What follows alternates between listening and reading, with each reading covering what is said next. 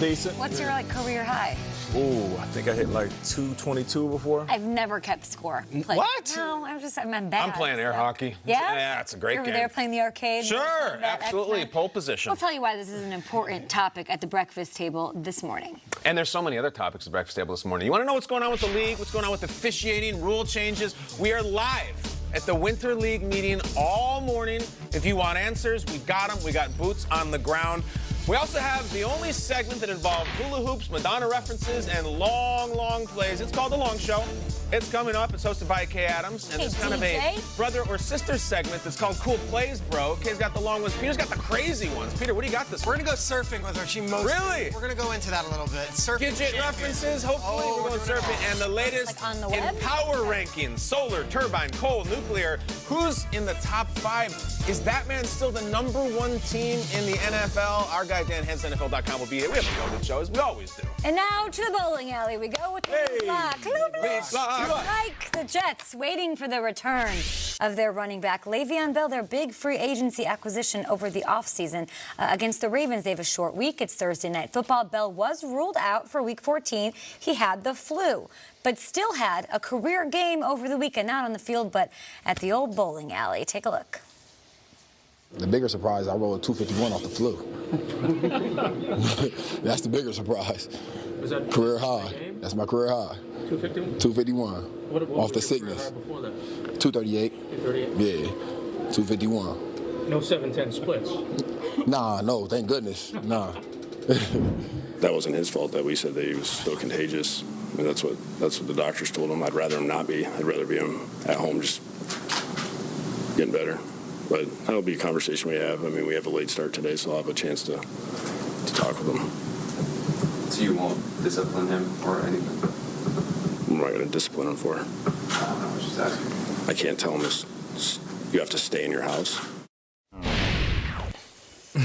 Dude can roll, apparently. Nate, what do you make of this story? It is a big market here in New York. It's maybe not the best look for the media to see him out the night before a game that he's too sick to play in. Let me just say I love Adam Gase. Yeah, there's a lot to love. I love everything about him. Yeah. Love the beard, love the hat. Couldn't even see his eyes. Nope. Just heard him grumbling through the microphone. And I agree with him. What can you tell Le'Veon Bell? To sit at home? I want you to lock your doors and cough yourself to sleep. You know, whether people want to accept it or not, if a guy isn't playing in the game and he doesn't have a curfew, he doesn't need to stay in his house. If he was in a hotel and he snuck out and he went to the bowling alley, now we can have a different conversation. This is all autobiographical. First, I had to wait till I got some years in. As a rookie, my first few years playing in Minnesota, I wouldn't dare go out if I wasn't playing in the game the following day. When I got to Seattle, when I was recovering from my ACL, I was a week before I was actually cleared to play, so I went to the hotel, but I wasn't there to stay. I told Coach, I said, I want to go hang out with my family. I left the night before, kicked it with my family, went to the stadium myself the next day. When I was in Detroit, I was playing in Chicago. Yeah. I came off another injury, because I got injured all the time, and I told Coach, you know what? I'm not going to play in this game. I don't need a curfew. Can you lift that? They lifted the curfew. I went and hung out with my agent, who's from Chicago. People saw me out. Aren't you supposed to play in the game tomorrow? No, I'm not. So if a guy isn't playing, especially for reasons like this, being sick, and I heard he had family in town, I don't see any problem with it. Non-story, he says. I mean, is there anything a player can do that you won't defend? Are you in? No problem. He's too sick to play. And he's going out and he's bowling in public with cameras taking photos of him as he's bowling turkeys, and he's bragging about.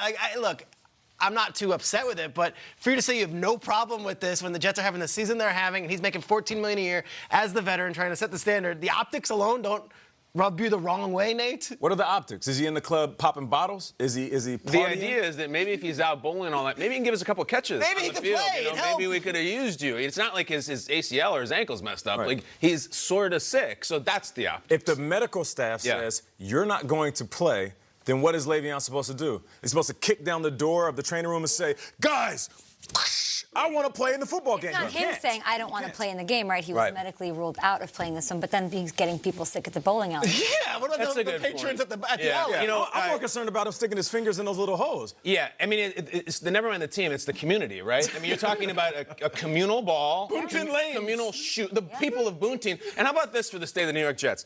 Their $52 million running back is closer to going pro in bowling than going to a Pro Bowl. Like, that's where we're at right now. Bowl's a 251.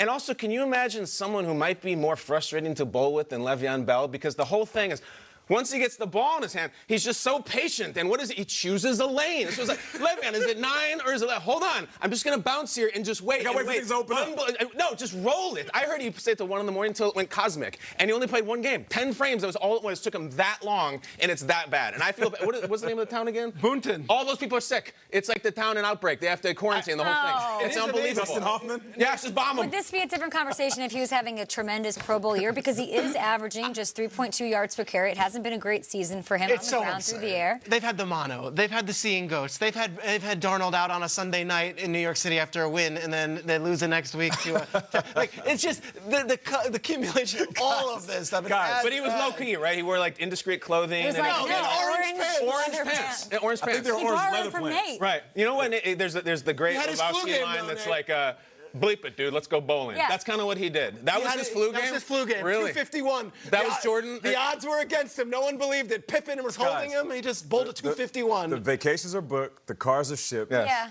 Just let these Jets players hang out. It's Let the Sam go optics, kick it at the though. club.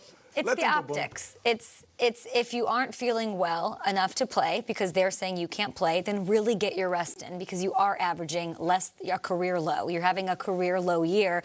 Maybe you need to sit home, eat some chicken noodle soup, watch some Netflix, and You not. had no problem That's with what I'm it. saying from the fan base. I really don't have a problem. No, with it. I understand that. The fan But base I think might say that's that. the I'll say optics. this to the fan base is saying that he's a grown-ass man. Yeah. He's not Hey, a those 12-year-old spares aren't kid. going to pick up themselves, right? You know what I'm saying? Come on now. Let's go. Got to work on the game. the nachos. The game never rests. It's All just right. bowling. There's a league office joke in Big Lebowski. We're going to talk about the NFL You're right. league office Smoking. right now because smoking at the league office. Shabbos, love it. NFL owners right now are currently meeting in Texas to discuss the league's big issues. So we send it now to Judy Batista, to Ian Rappaport, Tom Pelissero. They're on the ground with the latest in Las Colinas. Good morning football to you guys. Good morning, guys. Well, today I think the good news might be we're going to get some resolution possibly on the Patriots non-Spygate, I guess we can call this, investigation. The league was looking at the tape and looking at the security report yesterday and hoping to wrap it up very quickly. But certainly the sense around here during the day yesterday, guys, was that the league does not think this rises to the level of a competitive issue. And so as a result, I think the discipline, whatever it is going to be minimal. Yeah, and obviously so many of these investigations, Judy, take months and months and forever, and this is not going to be like that. There's a couple people to talk to, there's a videotape to analyze, there's an interview to go through, and that's really it. I would also expect a resolution today, and the league seems inclined to believe the Patriots, Tom, that they were basically just innocently shooting a documentary.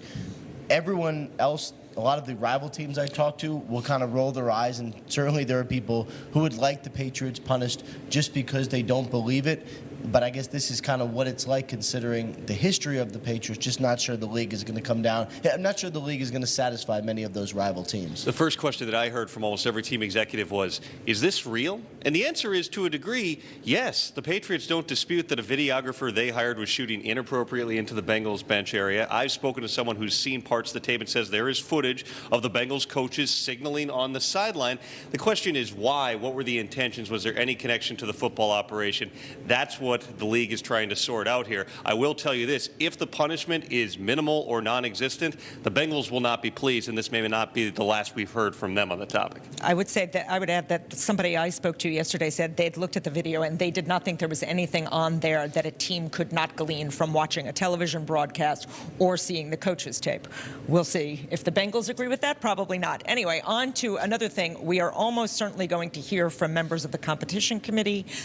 It's probably not going to be great. It's going to be about officiating, guys, and we know that after the season there is going to be a top-down review of officiating, and that will almost certainly include who they have in the command center overseeing replay review. Yeah, and as we send it back to you guys, Kay, it certainly seems like the job Al Riveron has done, and so many of the people in charge of the referee operation are going to be in serious review this offseason. Does the NFL have all the right people in the right jobs is a big question to ponder. Now, one thing we know from doing this job every morning for 4 years is that it never ends. The league continuing to try to work with the owners to improve the game for safety, for fun, for its fans. So thank you guys so much. Talking about the Patriots there, for some reason I don't think that issue that's going on between them and the Bengals is their biggest problem. Tom Brady and this offense need to get it together in a hurry. Would you rather face Tom Brady or Ryan Tannehill right now?